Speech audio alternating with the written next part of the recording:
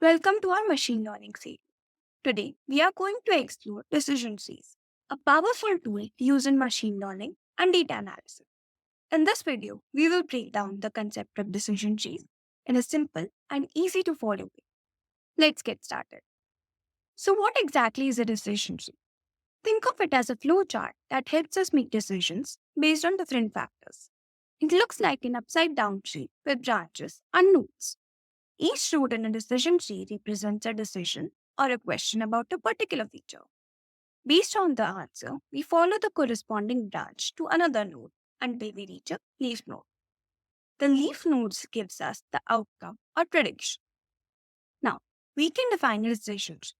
A decision tree is a supervised machine learning algorithm that uses a tree-like structure to make decisions or predictions based on input features.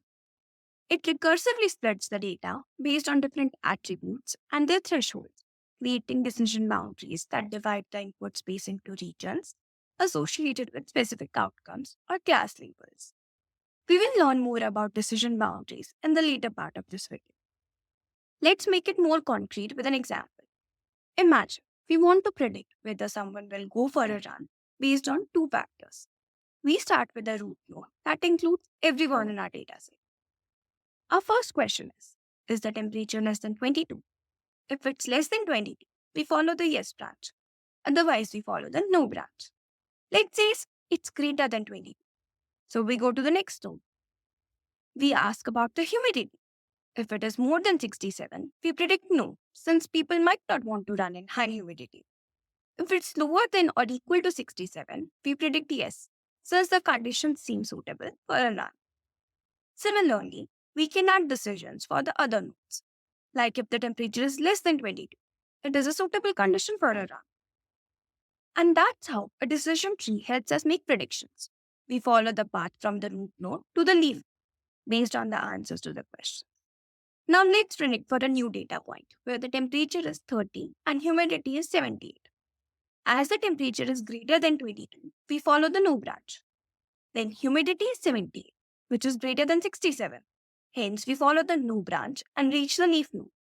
The leaf node decides that a person might not go for a run in these conditions. Consider a scenario where we have two variables, x and y, and we want to determine the outcome based on certain conditions. On the right side, we have plotted different data points where blue represents category A and red dot represents that they belong to category B. Let's plot x is equals to 5. The line and its right side represents x greater than equal to 5, and the left represents x less than 5. Now moving on to plotting x is equals to 10.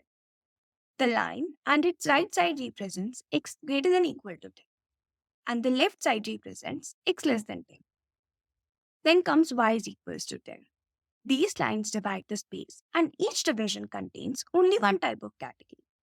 These dividing lines are decision boundaries. So, decision tree boundaries refer to the conditions or rules that are used to split the data and make decisions at each node of a decision tree. Let's explore the two types of decision trees, classification and regression. A classification decision tree is used to classify data into different categories. For example, previously we predicted whether someone will go for a run based on their weather conditions. On the other hand, a regression decision tree is employed to predict numerical values.